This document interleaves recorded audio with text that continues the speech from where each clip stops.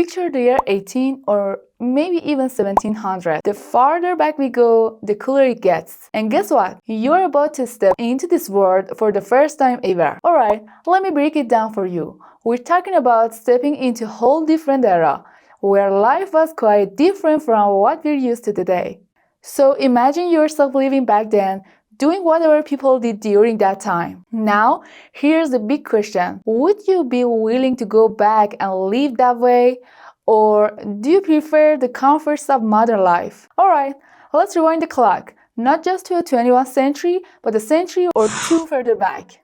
Let's imagine what you and I would be up to in that era.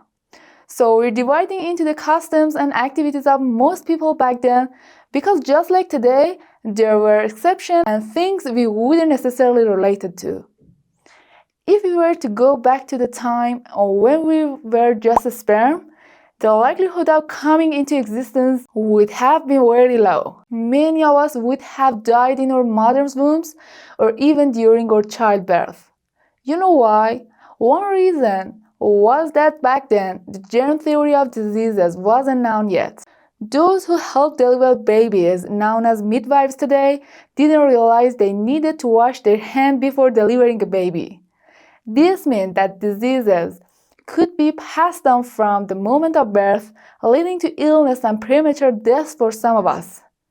If we were lucky enough to survive childhood paralysis and common illness of that time, then it's safe to say we were kicking off our journey into this strange and unfamiliar world. Now, the first thing you would do back then is look in the mirror. If your skin color was black and a pencil got stuck in your hair, life would be very difficult and discriminatory for you. But if you were white-skinned, well, you could continue with life as usual. Back then, you had many siblings, because giving birth to 5 or 6 children was common and expected for each woman.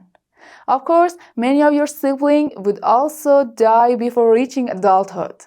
In this very year, 18 for instance, the sanitary condition was such that approximately 43% of children died before reaching the age of 5. So chances are you lost many siblings in childhood, some of whom you may have never even met. If you were a boy, you would have started working with your father on the farm or other tasks from around the age of 4.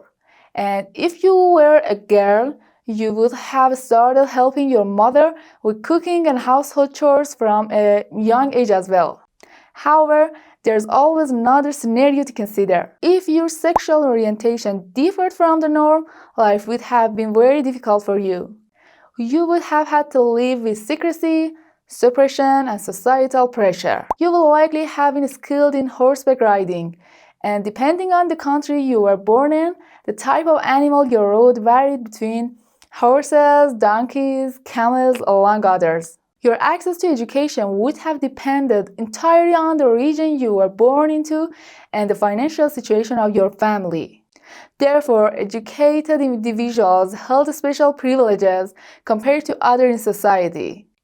Now, no matter what path you've taken, you arrive at the sweet phase of youth. And above all else, this period is all about romantic feeling, love, and desires. Back then, if you pursued a relationship, it usually had to end in marriage. It wasn't like nowadays, where you could easily have a relationship without intending to marry and fulfill your sexual needs without much difficulty. Nowadays, the world is full of open relationships and a plethora of sexual gadgets, which sometimes can provide even more pleasure than a real relationship. However, during the time you're living in, it wasn't like that. You had to choose one person, and even for fulfilling your sexual needs, you had to commit to a long-term committed relationship. That's why the likelihood of marrying someone you didn't love was high, and that alone could show you what the rest of your life would be like. In the continuation of your life, if you were a woman, you'd likely spend your entire life at home, busy raising children and meeting your husband's needs. But if you were a man, life would be a bit more colorful for you, and you'd have interactions with other people.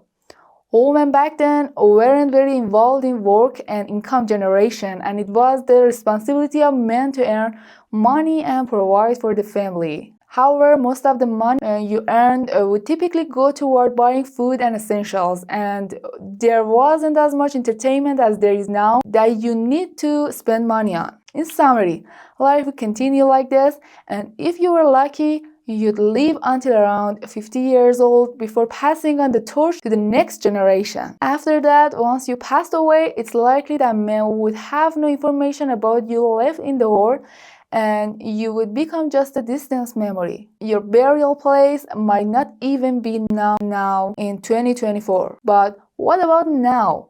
Now in the 21st century, if we exclude the extraordinary circumstance of being born in poverty-stricken or war-torn country, the conditions have completely changed compared to the past.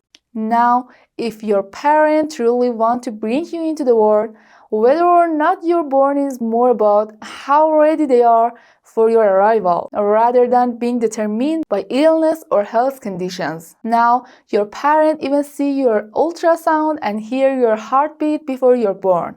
They prepare a lot and eagerly await seeing you up close. When you're born, you'll likely share your life with at most 2 or 3 siblings.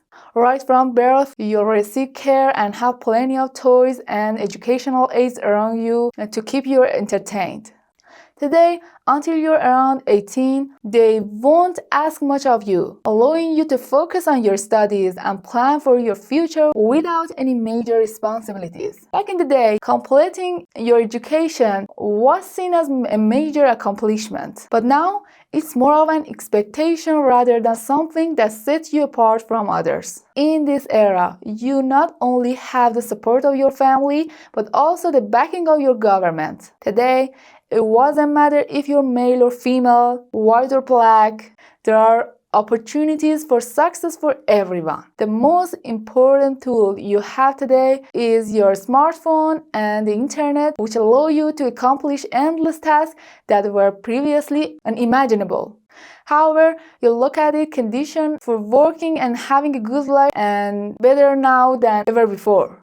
They provide you with so much information that you can prevent many illnesses based on that. And if you do get sick, the chance of recovery and survival are much higher. Today, you're not expected to die at 50. In fact, for many people, reaching 50 is when married life, family, and children are just beginning. Now, what's the bottom line? Maybe at first glance it seemed like, thank goodness we weren't born in the past. Everything is much better today. But well, in reality, not everything has improved. Just take a look at old photos of people to realize that today people are much heavier than they used to be. Obesity also brings along a host of health problems, both minor and major. Today, with everything so easily accessible, our physical activity has decreased significantly, and the food we eat has become higher in calories and larger in the portion size. Living in the past also had its own set of advantages. In the past, science hadn't progressed as much as it has today. The population was also much smaller than it is now. So, if you were intelligent and had strong ideas, with the force and perseverance, your name would likely be recorded as one of the scientists and explorers of the past. Or just imagine, back in the time when gold was newly discovered. Well, if you were there at that time, you could have gone and collected a lot of gold. If you were clever, now your future generation would have been among the noble and wealthy family in the world. Back then, there was no internet, and people around the world were unaware of each other's work. So, if you could successfully run a local business, you would likely have been recognized and earn a good income. But now, with the internet, it's become harder. If a business becomes very successful and well-known, it can easily open branches in your country, not allowing local businesses to grow. Back then, it's true that if, for example, you lived in America, it was almost impossible to eat a specific type of rice grown in Japan. But because people were more involved in agriculture and animal husbandry, access to organic food was easier. But now, with the increased population, there's more focus on mass production, and in many places it might be difficult to find food with the same quality as before. If you were in the past, you could easily wander into nature, but now it's much harder. Almost everything requires planning, taking time at work, booking hotels, and so on, just to spend some time outdoors. In the end, it seems like today's world is nicer. I don't think any of us can go back to the past and cope with those conditions. Now that we're here in 2024 and discussing the pros and cons of life today compared to the past, I'm really curious about what people in the future, say 100 or 200 years from now, will say about us. They probably wouldn't want to live in the time we lived in. What do you think?